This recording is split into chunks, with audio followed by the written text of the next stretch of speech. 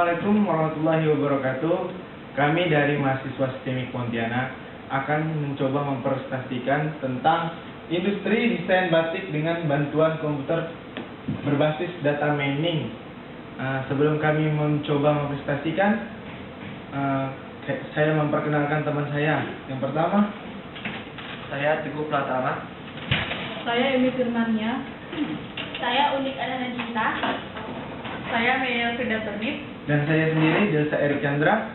Oke, setelah itu kami akan mencoba mempresentasikan yang pertama oleh teman saya yang bernama Maya Frida Turnip. Baiklah, saya Maya Frida Turnip akan menjelaskan yang pertama mengenai pengertian batik. Batik adalah salah satu cara pembuatan bahan pakaian. Selain itu, batik bisa mengacu pada dua hal. Yang pertama, teknik pewarnaan kain pada malam hari untuk mencegah pewarnaan sebagian dari kain. Dalam literatur internasional, teknik ini dikenal sebagai wax resist dyeing. Yang kedua, kain atau busana yang dibuat dengan teknik tersebut termasuk penggunaan motif-motif tertentu yang memiliki kekhasan. Metode desain batik. Dengan metode industri desain batik dengan bantuan komputer berbasis data mining memudahkan proses pekerjaan dalam penyelesaian batik. Biaya dan waktu yang dibutuhkan juga sangat murah dan cepat. Metode teknologi yang digunakan. Pertama, membatik dengan canting cap atau ngecat ialah pekerjaan membuat batik dengan cara mencapkan lilin batik cair pada permukaan kain. Yang kedua, alat cap atau disebut canting cap adalah bentuk stempel yang dibuat dari plat tembaga yang disusun membentuk suatu motif. Yang ketiga, canting cap kebanyakan dapat disusun secara berjajar ataupun berbaris. Terdiri dari 3 bagian. Yang pertama, bagian muka berupa susunan plat tembaga yang membentuk pola batik. Yang kedua, bagian dasar, tempat melekatnya bagian muka. Yang ketiga, tangkai cap untuk memegang bila dipakai untuk mencap. Presentasi dari Maya Frida Turnip. Oke, judulnya adalah canting cap beserta bagian-bagiannya. Yang pertama adalah sebuah tangkai cap. Ini menunjukkan sebuah tangkai cap dari bagian dasar, ini bagian muka yang pada contohnya mengikuti ini, kayak bunga. Oke, selanjutnya. Seperti. Dan gambar proses 2, yaitu proses pengecapan. Pertama, kami harus memiliki sebuah wajan yang bentuknya seperti ini, yang di bawah kompor, yang pada dasarnya untuk dalam wajan ini terdapat sebuah tinta yang apabila dihangatkan kompor dia akan mencair. Terus ini adalah user atau tukang buat batik. Ini adalah canting capnya. Nah, ini menunjukkan canting cap. Ini kain yang dipakai untuk membuat desain batiknya, dan ini sebuah meja capnya untuk mempermudah pembuatannya. Terus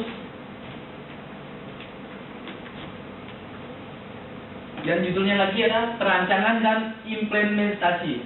Contoh pola desain batik canting cap berbantuan komputer.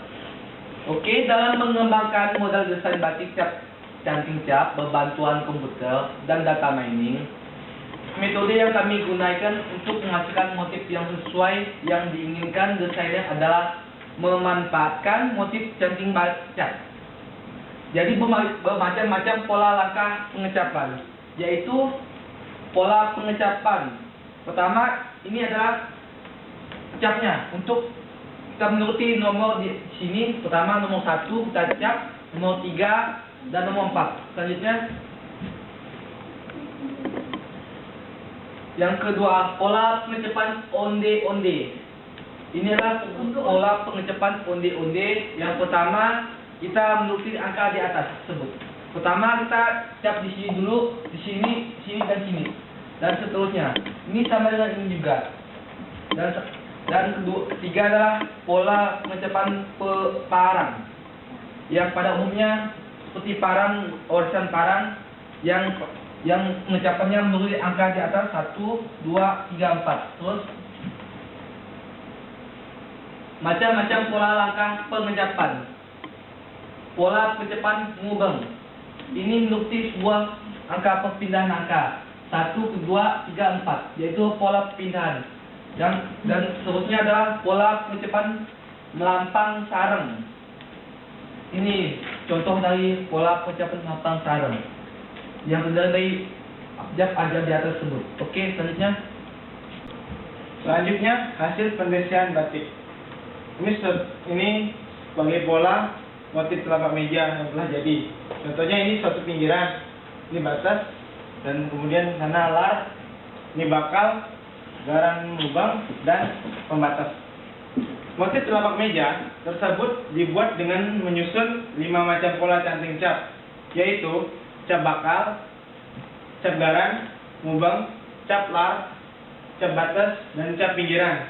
Walaupun 5 macam tersebut cap dapat disusun sehendak desainer, tetapi tiap macam cap sebenarnya mempunyai suatu aturan dalam menyusunnya. Ini suatu diagram sistem desain batik canting dan berbantuan cap komputer. Basis data bahan, basis data warna, dan basis data cap canting.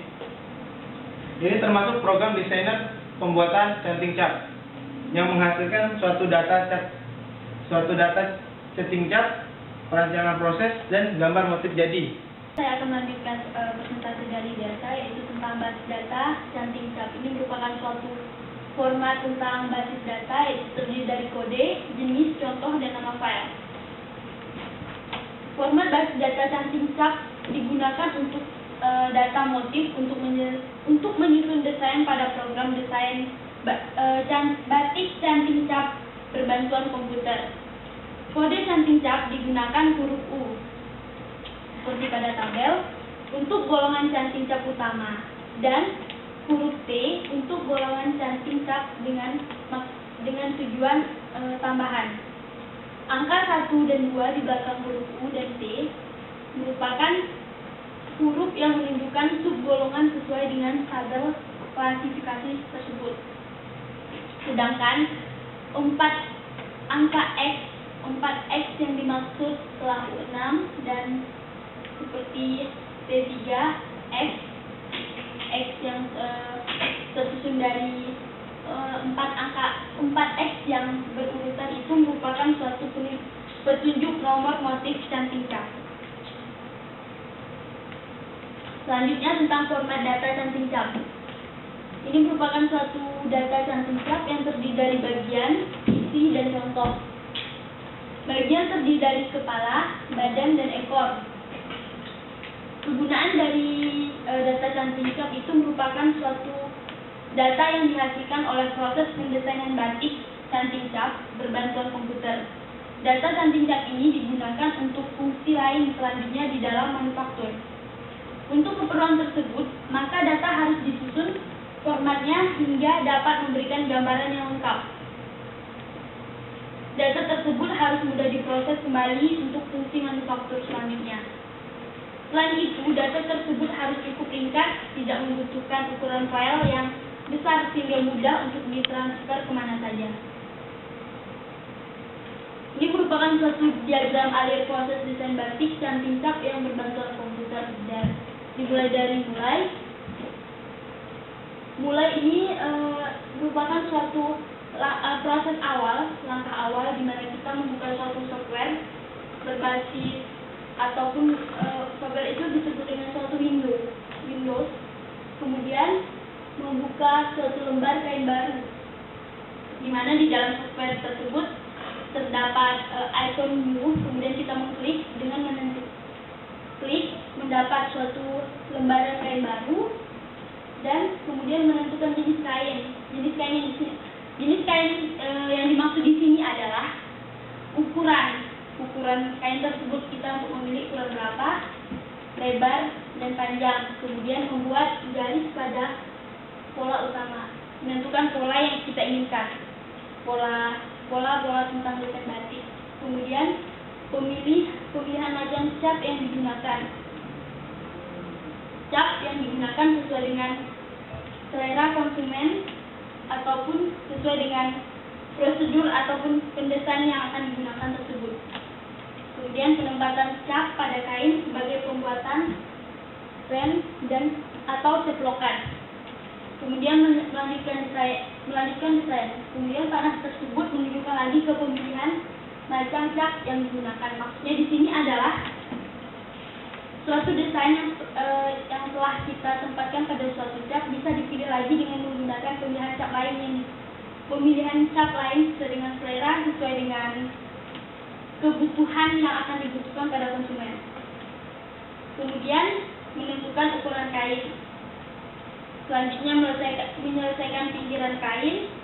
Maksud dari penyelesaian pinggiran kain adalah merapikan tepi-tepi kain sehingga kain itu memiliki nilai estetika yang lebih baik. Kemudian pemilihan warna. Pemilihan warna tersebut adalah memilih sesuai dengan desain yang sudah ditentukan. Setelah proses ini selesai, terakhir kita menyimpan dengan format software yang telah ditentukan tentang batik ini. Kita simpan di dalam suatu folder yang telah diberi nama dengan canting batik berbantuan komputer. Baiklah, saya akan melanjutkan penjelasan dari Yuni. Jadi kesimpulan dari kelompok kami, permasalahan utama dalam mendesain batik canting cat yaitu desainer tidak dapat dengan jelas menampilkan hasil desainnya.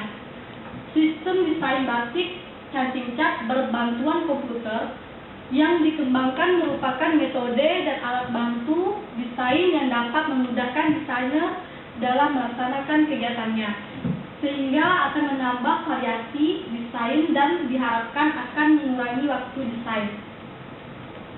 Kemudian dengan metode ini, desainer dapat dengan mudah mencoba beberapa variasi desain dan melihat hasilnya langsung di layar komputer masing-masing, yang kemudian dapat langsung ditunjukkan kepada konsumen.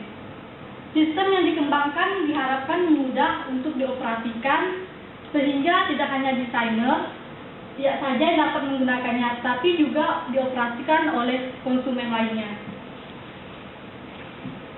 Dan format data desain ini dikembangkan untuk data pada fungsi manufaktur, terutama perencanaan proses dengan data yang langsung berbentuk pada saat mendesain. Diharapkan data tersebut lebih akurat dan dapat dengan cepat diproses untuk menghasilkan produk lain sesuai dengan motif yang didesain. Akhirnya sistem ini akan dikembangkan untuk dioperasikan pada internet, sehingga desainer atau konsumen yang berada pada lokasi geografis yang berbeda dapat menggunakan sistem manufaktur pembatikan. Selain itu, format data hasil desain telah dipersiapkan untuk pengembangan selanjutnya yang akan mendukung fungsi-fungsi manufaktur pembatikan, terutama perencanaan proses pembatikan. Sekian presentasi dari kelompok kami. Kurang lebihnya mohon dimaafkan atau dimaklumi. Assalamualaikum warahmatullahi wabarakatuh.